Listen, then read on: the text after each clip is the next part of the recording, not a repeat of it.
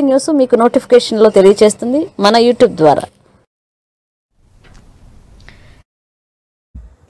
Hi friends, అసలు రాజకీయాలలో నాకు తెలిసినంత వరకు గెలవాలన్నా, గెలిచిన తర్వాత నిలబడాలన్నా, నిలబడిన తర్వాత పోరాడాలన్నా ఖచ్చితంగా ఒక నాయకుడు అన్నాక కొంచెమన్నా minimum basic sense, common sense అనేది ఉండాలి. ఇప్పుడు జనం అంటే జనాలు ఎప్పుడు ఎలా మారుతారు ఎవ్వరికి తెలియదు. అది అంచనా కూడా ఆఖరికి దేవుడు కూడా తెలియదు. ఆ విధంగా ఎత్తులు జిత్తులు పై ఎత్తులు మామూలుగా మారరు జనాలు. అమ్మో, ప్రపంచంలో ఇన్ని రకాలైన జంతువులు ఉన్నాయి, ఇన్ని రకాలైనటువంటి చెట్లు ఉన్నాయి, ఇన్ని రకాలైనటువంటి పేర్లు ఉన్న మనుషులకు అంతకంటే ఎక్కువ రకాలైన మనస్తత్వాలు ఉంటాయి. ఇప్పుడు నా పక్కన ఉంటాడు ఒకడు, బాగానే మాట్లాడతాడు. ఓ నీకేనా ఓట నీకే వేస్తానా అన్న, నీకన్నా జై జై జై జై అంటాడు. పక్కోడు నేను వానికి 100 రూపాయలు ఇస్తావు, వాడు ఇంకోడు 1000 రూపాయలు ఇచ్చాడు అనుకో, లేదు 2000 ఇచ్చాడు అనుకో, లేదు 3000 లేదా 10,000 మార్కని ఉంటాడా? ఖచ్చితంగా మారుతాడు వాడు. మారడు అనే ప్రసక్తే లేదు. ఖచ్చితంగా మారి తీరుతాడు. డబ్బు మహిమది. డబ్బు అనేది ఎవరినైనా ఎప్పుడైనా ఎక్కడైనా ఏమైనా ఎట్లయినా చేయగలదు. డబ్బు మహిమ.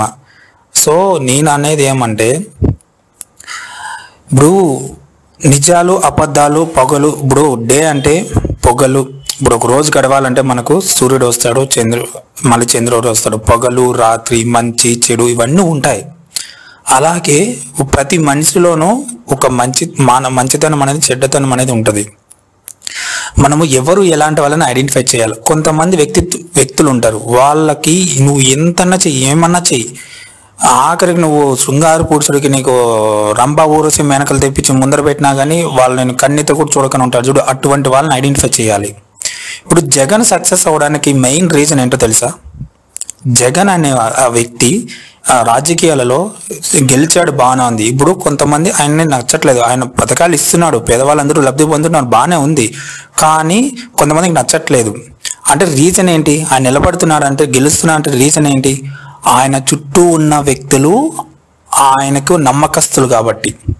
అంటే ఇప్పుడు సపోజ్ ఫర్ ఎగ్జాంపుల్ రోజా గారు ఉన్నారు, కొడాలి నాని గారు ఉన్నారు, అనిల్ కుమార్ యాదవ్ ఉన్నారు, సజ్జల రామకృష్ణారెడ్డి ఉన్నారు, పేర్ని నాని ఉన్నారు. వీళ్ళందరూ ఎలా అంటే ఆయనకి నమ్మకస్తులు అనమాట. పెద్దిరెడ్డి రామచంద్రారెడ్డి. సో వీళ్ళందరూ ఏమంటే ఆయనకి నమ్మకస్తులు. వేరే వాళ్ళు వచ్చి ఈయనకి టికెట్ ఆఫర్ చేసినా, డబ్బులు ఆఫర్ చేసినా, కోట్ల రూపాయలు ఇస్తానన్నా, నీకు ఏం కావాలన్నా చేస్తానన్నా వాళ్ళు మారరు, వాళ్ళు వెళ్ళరు. ఎందుకంటే వాళ్ళు నమ్మకస్తులు. జగన్ అనే వ్యక్తి తన చుట్టూ ఇలాంటి నమ్మకస్తుల మీద గోడను నిర్మించుకున్నాడు, పెద్ద కాంపౌండ్ వాళ్ళు నిర్మించుకున్నాడు. సో అందుకే ఆయన దాటాలంటే వీళ్ళందరినీ దాటి వెళ్ళాలంటే వీళ్ళకి తెలుస్తుంది అనమాట. అంటే వీళ్ళు చుట్టూ ఇంత పెద్ద కోట నిర్మించుకున్నాడు కాబట్టి స్ట్రాంగ్గా ఉన్నాడు ఆయన. అది చంద్రబాబు నాయుడు ఏం చేశాడు తెలుసా? నువ్వు డబ్బులు ఇరా, నువ్వు 1 కోటి రూపాయలు ఇస్తావా, వాడు 2 కోట్లు ఇస్తానంటాడు, వానికే సీట్ ఇస్తా. వాడు ఇంకోటి 5 కోట్లు ఇస్తున్నాడు, నువ్వు డబ్బులు తక్కువ ఇస్తున్నావు పని, వానికి సీట్ ఇట్లా ఉంటాయి. డబ్బులతో సీట్ ఇచ్చి కొన్ని నువ్వు నిలబెడితే వాళ్ళు ఎందుకు గెలుస్తారు? వాళ్ళు మళ్ళీ ఆ డబ్బులు నీకు ఇచ్చారు కాబట్టి ఆ డబ్బులు మళ్ళీ వాళ్ళు సంపాదించుకోవాలి కదా. సంపాదించుకోకుండా ఎందుకు వదులుతారు? సంపాదించుకునే స్థితిలో వాళ్ళు ప్రజలకు ఏం చేయరు. సో చేయరు కాబట్టి నీ మొత్తానికి పార్టీనే పోయే ఛాన్స్ ఉంది. ఇప్పుడు చూడు, అట్లే అందుకనే మీ పార్టీ పోయింది. ఇప్పుడు నా మాటని, నా సలహా వినండి. ఎందుకంటే ఇప్పటికైనా కానీ ఇప్పుడు పవన్ కళ్యాణ్ అనే వ్యక్తి అసలు నిద్రే లేవలేదు. ఆయన ఇంకా పడుకునే ఉన్నాడు. ఆయనకు అర్థం కావట్లేదు ఏం చేయాలని, అర్థం కావట్లేదు పవన్ కళ్యాణ్ అమ్మాయిని. నాకే బాధ అయిపోతుంది. ఎందుకు పవన్ కళ్యాణ్ పెద్ద అభిమాని నేను. అసలు ఒక రేంజ్లో ఊహించుకుంటే తెలిసిన పవన్ అన్నని. అట్లాంటిది ఒకసారి బీజేపీతో పోతాడు, ఒకసారి కాంగ్రెస్తో పోతాడు, ఒకసారి టీడీపీతో పోతాడు, ఒకసారి చిన్న చిన్న పార్టీలతో పోతాడు. నాకు అదే అర్థమే కావట్లేదు పవన్ అన్న స్ట్రాటజీ ఏంటో. అసలు పార్టీ పెట్టాడు, ఎప్పుడో కేటీఆర్ అన్నాడు పార్టీ పెట్టే పోటీ చేయాలి, జనసేన, అది భజన సేన అని పెట్టుకోవచ్చు, పక్క పార్టీకి భజన చేసుకుంటా అంటారు. ఇది అట్లే ఉంది ఇప్పుడు కూడా పరిస్థితి. ఇప్పుడు ఆయన పార్టీ పెట్టాడు, పార్టీకి ఇప్పుడు క్యాండిడేట్స్ నిలబడమంటే ఓన్గా వచ్చి నిలబడతారు. ఎందుకు క్యాండిడేట్స్ అలా 170 నియోజకవర్గాల్లో క్యాండిడేట్ ఎందుకు పోరు? ఖచ్చితంగా ఓన్గా వచ్చి నిలబడి పోతారు. ఆయనకి అభిమానులు ఎంతమంది లేరు, కానీ అట్లా ఒప్పుకోరు, జనాలు ఒప్పుకోరు. అట్లా డబ్బులు ఇస్తేనే సీట్ ఇస్తా, డబ్బులు ఇస్తేనే సీట్ ఇస్తా, ఇట్లా ఉంటే ఎట్లా గెలుస్తారన్నా? ఇప్పుడు జగన్ అనే వ్యక్తి ఏం చేస్తున్నాడు? ఇప్పుడు ఆయన కోరుకునే రాజ్యసభకు అక్కడ కూడా పంపిస్తున్నాడు నచ్చిన వ్యక్తిని. ఆయనకు తెలుసు. అంటే నమ్మకస్తులు అనేది మనం ఏర్పరచుకోవాలన్నా మన చుట్టూ ఉండే వాళ్ళు మంచి వాళ్ళ చెడ్డ వాళ్ళని ఐడెంటిఫై చేయాలి. దీనికి ఉదాహరణ బెస్ట్ ఎగ్జాంపుల్ నేను చెప్తా, వింటారా? ఎలా అంటే సపోజ్ ఫర్ ఎగ్జాంపుల్ మనం కార్లో డ్రైవ్ చేస్తూ పోతుంటాం. మనకు ఎదుటి వచ్చే వెహికల్ కూడా అది మంచిదో చెడ్డో మనకు ఎలా తెలుస్తుంది? మనం బాగానే ఉంటాం, మనం బాగానే డ్రైవ్ చేస్తూ ఉంటాం, బాగానే పోతూ ఉంటాం, మనం కరెక్ట్గా సిగ్నల్స్ పాటిస్తూ మనం కరెక్ట్గానే పోతూ ఉంటాం. ఎదురు వచ్చేవాడు కూడా కరెక్ట్గా రావాలి కదా. ఎదురు వచ్చేవాడు కరెక్ట్గా రానప్పుడు నువ్వు ఎంత కరెక్ట్గా పోతే ఏం లాభము? అలాగే రాజకీయాల్లో కూడా ఇదే మెయిన్. జాగ్రత్తగా వినండి. మనము ఇక్కడ ఉంటున్నాం, మనం గెలిచాం కాబట్టి ఖచ్చితంగా మనం గెలిచాం కాబట్టి మనం అపోజిషన్లో ఉండేవాడు ఎవడు అనేది రూలింగ్లో మనం ఉన్నాం. సో అపోజిషన్లో ఎవడు ఉన్నాడు అనేది కూడా మనం గ్రహించాలి. సో వాడు మనకు ఎదురు వస్తున్నాడు, వాడు మనకు ఎదురు వస్తే మనం తప్పించుకొని పోయే కెపాసిటీ మనకు ఉండాలి. ఇటుపక్క వచ్చినా, అటుపక్క వచ్చినా, పై పక్క వచ్చినా, వెనక పక్క వచ్చినా, ఏ మూలాన వచ్చినా కానీ తప్పించుకుని పోయే కెపాసిటీ అనేది రూలింగ్ పార్టీ వాడికి ఉండాలి. అంతే అపోజిషన్ పార్టీ వాడు ఎవడు అనేది గ్రహించాలి. అప్పుడు అపోజిషన్ పార్టీ వాడు ఎవడు అనేది మనకు తెలివితేటలతో ఏం చేయాలో తెలిసిన అపోజిషన్ పార్టీలోకి కూడా ఇతన్నే పంపించాలి, నమ్మకస్తుని. అలా పంపిస్తే ఏమవుతుంది? అప్పుడు ఇంక బాగా తెలుస్తుంది కాబట్టి ఆయన తప్పుకునేసరి ఈయన గెలిచే అవకాశాలు ఉంటాయి. ఇది మెయిన్ లాజిక్. అపోజిషన్లో కూడా మన వ్యక్తే ఉంటే గెలిచే అవకాశాలు అనేవి ఉంటాయి. జగన్ స్ట్రాటజీ ఇది.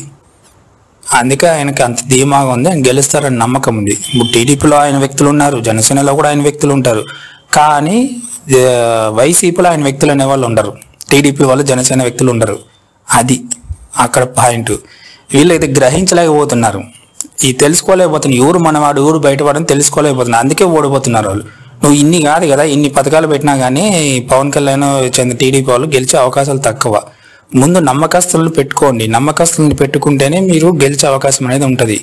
నమ్మకం లేని వాళ్ళని, డబ్బులు కాసపోతే వాళ్ళని, డబ్బులు ఇస్తున్నారు కానీ చెప్పి డబ్బులు ఎక్కువ ఇస్తున్నారు చెప్పి వాళ్ళని పక్కన పెట్టుకుంటే గెలవరు, ఊరికే పార్టీ పోతుంది అంతే. నా సలహా వినండి, దయచేసి నా సలహా వినండి. ఇప్పటికైనా మించిపోయింది ఏం లేదు. ఇంకా మేనిఫెస్టోలో రిలీజ్ ఎలా రాలేదు కాబట్టి ఎలక్షన్ నోటిఫికేషన్ అనేది. సో మీరు చేసేది ఏమంటే ఇప్పటికైనా కానీ మీ చుట్టూ మీ క్యాండిడేట్లని అన్ని నియోజకవర్గాలు నమ్మకస్తులను నిలబెట్టండి. మీకు అత్యంత ఆప్తుడైన, ప్రేమస్తుడైన, మీకు నమ్మకమైన వ్యక్తులు ఉంటారు. మీ ఇంట్లో పని మనిషి కానీలే, మీరు మీ ఇంట్లో పనులు చేసే వాళ్ళు పని మనుషులు ఉంటారు కదా, పని మనిషి కానీలే, వాళ్ళు ఎంత చదువుకుంటారు కదా డిగ్రీ, వాళ్ళకి సీట్ ఇవ్వండి. వాళ్ళు ఎందుకంటే పేదవాడు ఎప్పుడు మోసం చేయడు, మోసం చేయాలన్న ఆలోచన కూడా వాడికి రాదు, భయపడతాడు వాడు. డబ్బు నాలుగు నువ్వు ఇచ్చావనుకో, ఈడు కాకపోతే వాడు, వాడు కాకపోతే ఈడు కాకపోతే వాడు, ఇట్లా చేసుకుంటా పోతా ఉంటాడు. అది ఒక నువ్వు పేదవాడికి అవకాశం ఇచ్చి చూడు, వాడు నువ్వు ఏం చెప్తే అది చేస్తాడు. కూర్చోమంటే కూర్చుంటాడు, నిల్చోమంటే నిల్చుంటాడు, పరిగెత్తమంటే పరిగెత్తాడు, కొట్టమంటే కొడతాడు, కొట్టదంటే కొడతాడు, ఏడమంటే ఏడుస్తాడు, అన్నీ చేస్తాడు. ఎందుకంటే వానికి నమ్మకం, ప్రేమ. వానికి దేవుడి కంటే ఎక్కువ నువ్వే అనుకో, ఇంకా నువ్వేం చెప్తే అది చేస్తాడు. పేదవాళ్ళకి అవకాశం ఇవ్వండి. ఇప్పుడు జగన్ చేసేది అదే, పేదవాళ్ళకి అవకాశం ఇస్తున్నాడు. అవకాశం ఇస్తే ఏమంటే వాళ్ళు గుండెల్లో గుడి కట్టుకొని పూజిస్తారు వాళ్ళని. మీరు చేసేది ఏంది? డబ్బున్నాళ్ళకి ఇచ్చుకుంటా పోతే అక్కడ ఏముండవు, ప్రేమ అభిమానాలు ఉండవు. అందుకే మీరు ఓడిపోతున్నారు. ఇప్పటికైనా నా సలహా వినండి. మీ చుట్టూ మంచి వ్యక్తులను ఏర్పరచుకోండి, క్యాండిడేట్లను నిలబెట్టండి, గెలిచే అవకాశాలు ఉంటాయి. Bye friends.